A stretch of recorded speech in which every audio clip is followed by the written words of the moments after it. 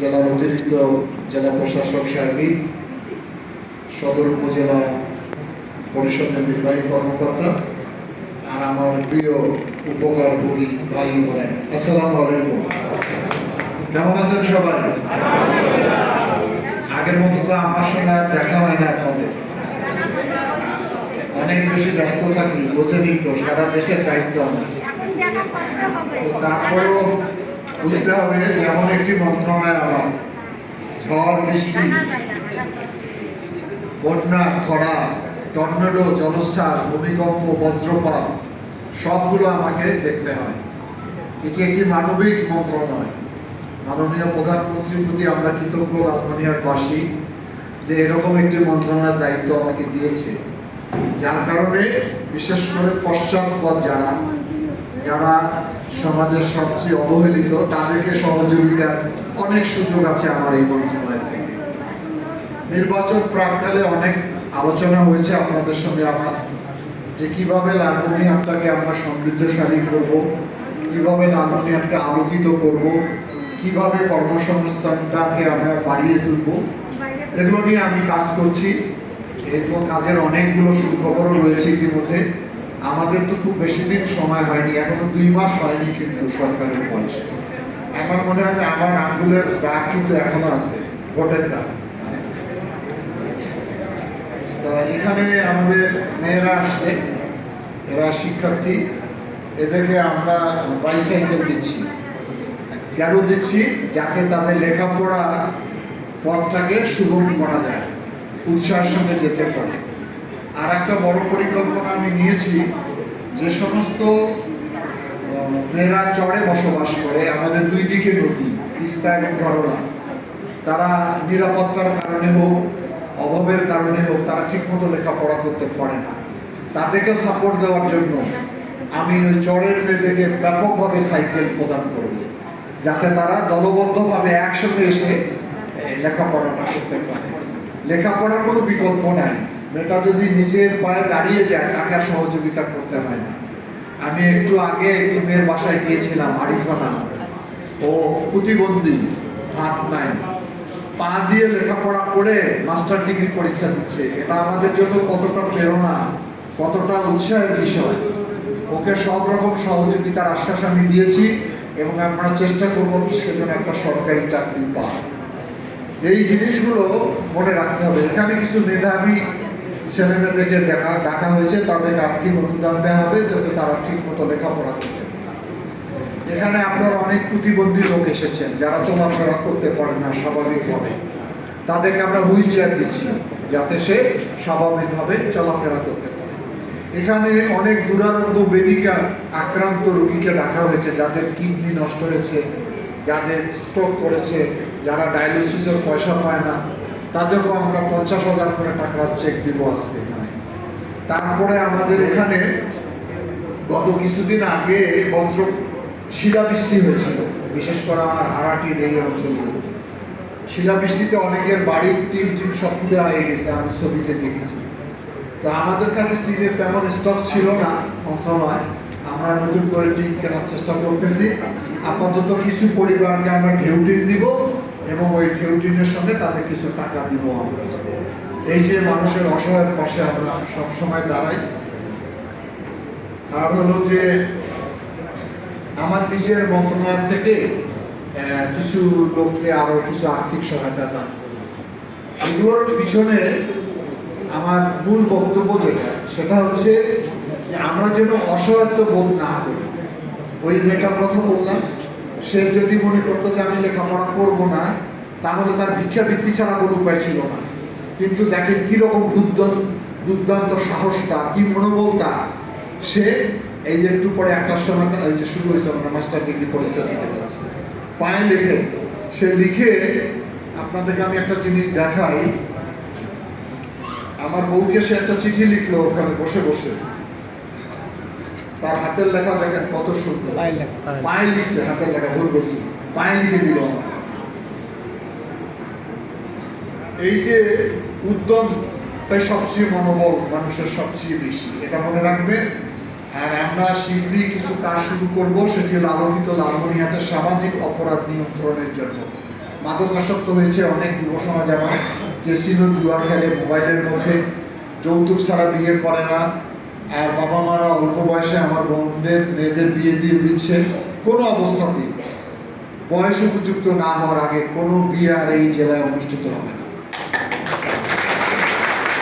আমি ইতিমধ্যে কাজীদের সঙ্গে বৈঠক মহোদয় এবং আমাদের এডিসি জেলার মহোদয় সহ অন্যান্য দপ্তরের সকল কর্মকর্তাবৃন্দ, রাজনৈতিক নেতৃবৃন্দ, সাংবাদিকবৃন্দ এবং উপস্থিত উপকারভোগী আমার লালমনিরহাটের সকলের সমস্ত মহামনিরা এবং আসসালামু আলাইকুম।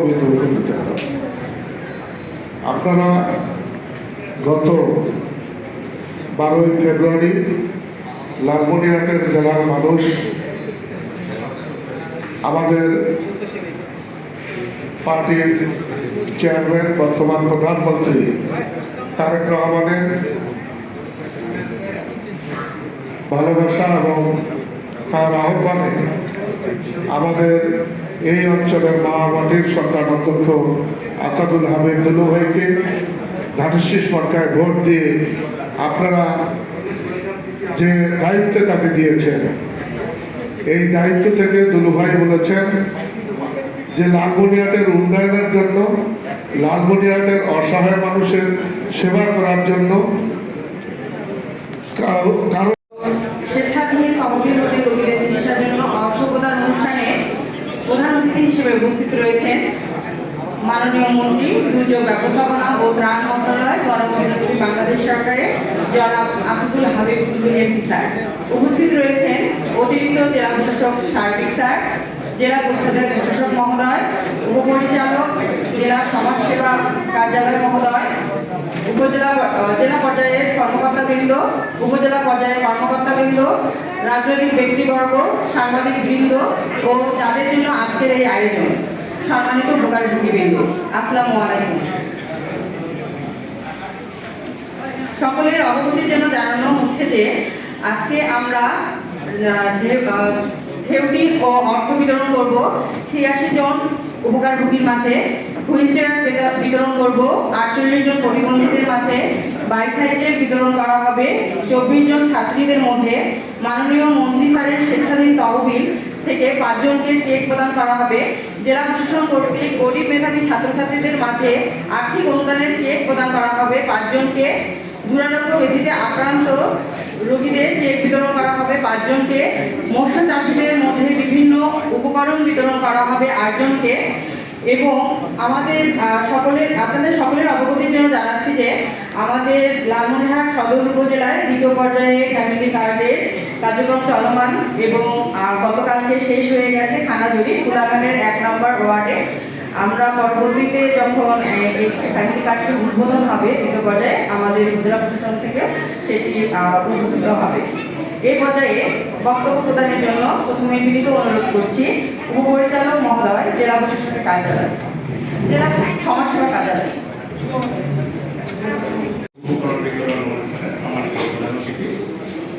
গণপ্রজাতন্ত্রী বাংলাদেশ সরকারের দুর্যোগ ব্যবস্থাপনা ও ত্রাণ মন্ত্রণালয়ের দায়িত্বপ্রাপ্ত মাননীয় মন্ত্রী জনাব আসাদুল হামিদ দুলু স্যার এমপি। উপস্থিত রয়েছে আমাদের লালমনিরহাট জেলা পরিষদের সম্মানিত প্রশাসক মহোদয়, অতিরিক্ত জেলা প্রশাসক মহোদয় এবং আমাদের বিভিন্ন পর্যায়ের নেতৃবৃন্দ, বিভিন্ন দপ্তরের কর্মকর্তা বৃন্দ, আমাদের ইলেকট্রিক এবং প্রিন্ট মিডিয়ার প্রিয় সাংবাদিক বৃন্দ সহ বিভিন্ন পর্যায়ে যারা ভূমি রয়েছে সকলকে শুভেচ্ছা জানাচ্ছে এবং সালাম জানাচ্ছে। আসসালামু আলাইকুম। সমাজ কল্যাণ মন্ত্রণালয় তথা সমাজ কল্যাণ মাধ্যমে আসলে সুস্থ অসহায় ব্যক্তিদের জন্য আমরা কাজ করে থাকি। লালমনিরহাট জেলায় আমাদের সোশ্যাল সেক্টরের কর্মসূচিগুলো এই দপ্তরের মাধ্যমে সবচেয়ে বেশি বাস্তবায়িত হয়ে থাকে।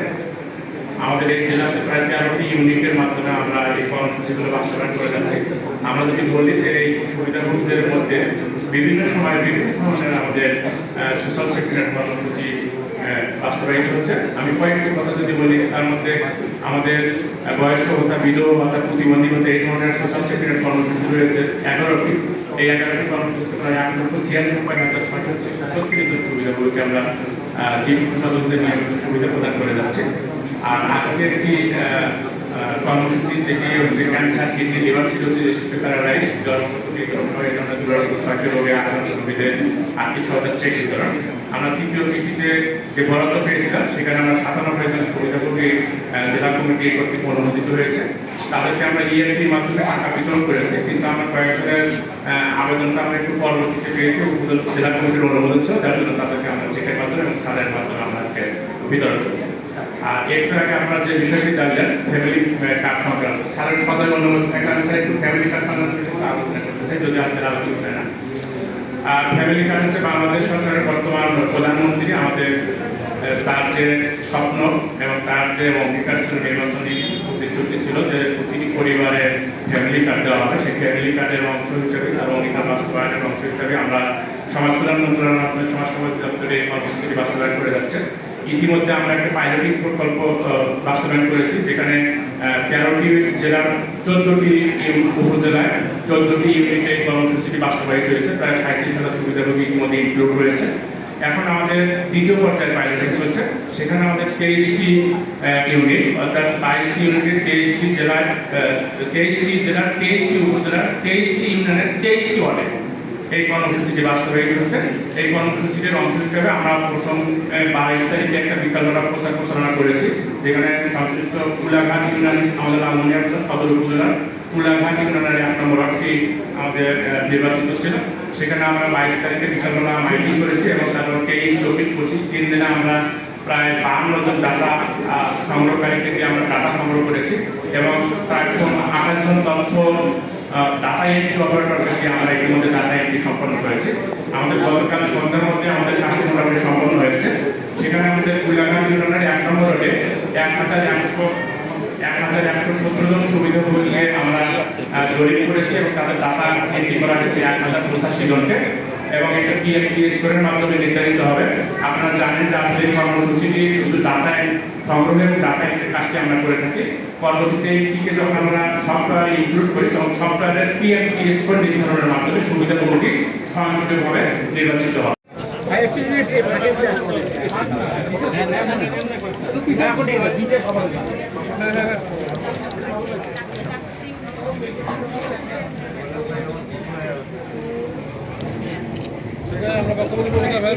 আছে, হয়ে গেছে।